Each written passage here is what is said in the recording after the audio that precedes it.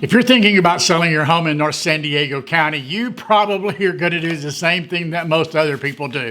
First thing you're going to do is go look at your Zestimate. That's that valuation number that Zillow assigns to your property. And then you're going to go look up your mortgage balance. If you even have a mortgage, you're going to look at that bottom line number and you're going to go, wow, I'm going to make a lot off the sale of my house. Well, you probably are, but there are a few costs that you may not have considered. And that's what we're going to do today. We're going to go through and look at the real cost of selling your home. Let's get started.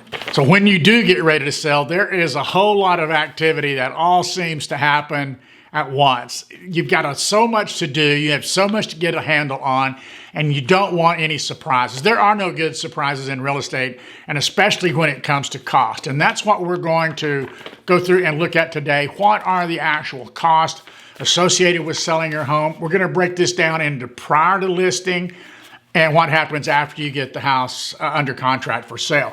Number one, the first two items on our list are first impression items. Number one is cleaning. We want to make sure the house is as clean as possible. No dirty laundry in the corner, no dust bunnies bouncing around the floors. We want to make sure that the landscaping, that's number two, that the landscaping is top notch. We want, when buyers pull up to the house, they want your house to look great. I have shown homes that checked every box on the client's list, but I drove up to the property. She looked at it. She said, Rory, I'm not living here. This looks terrible.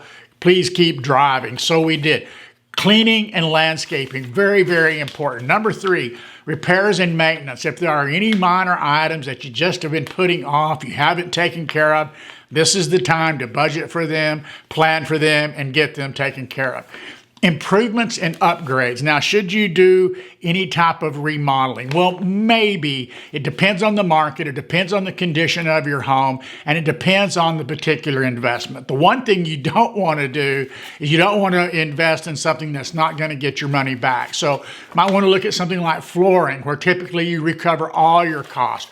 Does your flooring need to be improved? But we can talk about that. We'll be happy to share a list with you of those items that get you higher return on investment when you're getting ready to sell your home. And the last item on our list is staging. And that means getting your home ready to sell, getting it ready to show that Better Homes and Gardens, what I call that Instagram perfect look. That's what we're shooting for, and that's what staging is. National Association of Realtors agents across the country say staging increases the value of the home anywhere from 6 to 10% at sale. I think it may be higher than that in some cases.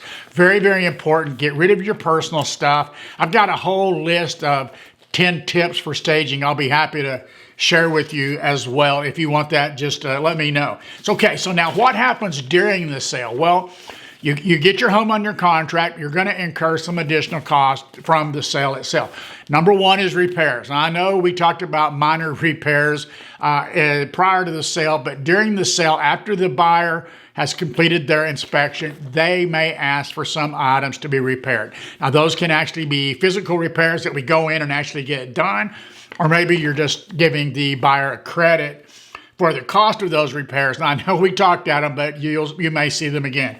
Real estate commissions. Don't forget real estate commissions. These are negotiable, but they are a real cost and are one of the larger costs that you're going to incur in selling your home. And that's why a lot of people will go out and try to sell their home by themselves. And that's perfectly acceptable. If you want to do that, I'm happy to support you in that as well. But you do have real estate commissions.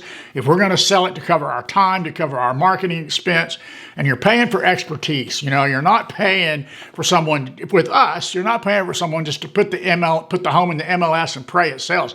We market. We're real estate digital marketers, and we market that particular property. Number three, seller concessions. Now, are the buyers going to ask for anything?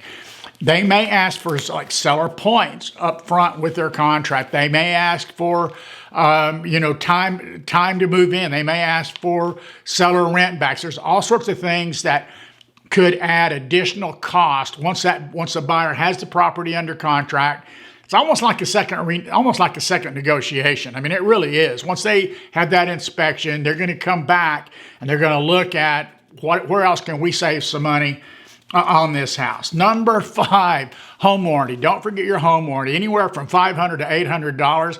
And here's the thing about home warranties, why they're so valuable. Yes, it protects the buyer in case the AC craps out or in case the refrigerator, goes on the blink, but it also protects you as a seller. And this is why I recommend every seller we represent strongly consider providing that home warranty, because if that AC breaks or if that big Sub-Zero refrigerator crashes, they're going to look to you first before they go to the manufacturer, before they go looking at warranties. They're going to come back to you. So what we want to do is we want to put that warranty between the buyer, the break, and your liability. So you may not have any liability, but nevertheless, it's a hassle. That homeowner's warranty is a level of protection that I think you really can't afford to go without. Number 6, moving cost. It is expensive to move. Movers are not cheap. You've got the cost of boxes, you've got the cost of movers, you got the truck, you got mileage costs. So get a handle on what your moving costs are going to be. There's a lot of really good moving companies out there. They'll give you a chance to go through and actually give them an inventory list so they can tell you what they're looking for, you're going to be looking for. Number 7, I love this, transitory accommodation. That means you got to find a place to live if you sell your house and your new place isn't ready yet, or you don't have a place to go, or you're building a house and you haven't done the punch list yet. So transitory accommodation just means a temporary place to live. So that is the list of things that will happen after the sale. How much should you budget for all this? Well, the experts say you probably ought to consider up to 10% of your total sales price as additional cost for selling your home, including all the repairs, the staging, your real estate commissions, plus any of those other expenses that are going to pop up. So what we would like to do is we would like to offer you a valuation on your home. There's also a link for this. Number 1, you can click the link down below to get a copy of this guide. Just download it. No, you don't have to give me anything. It's just there for you to get. And then there's also a link where you can request a copy of our CRM, of our residential property report.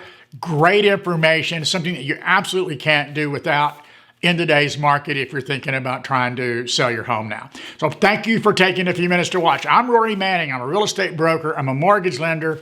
I'm the owner of Compadre Brokers, where home and loan is one word.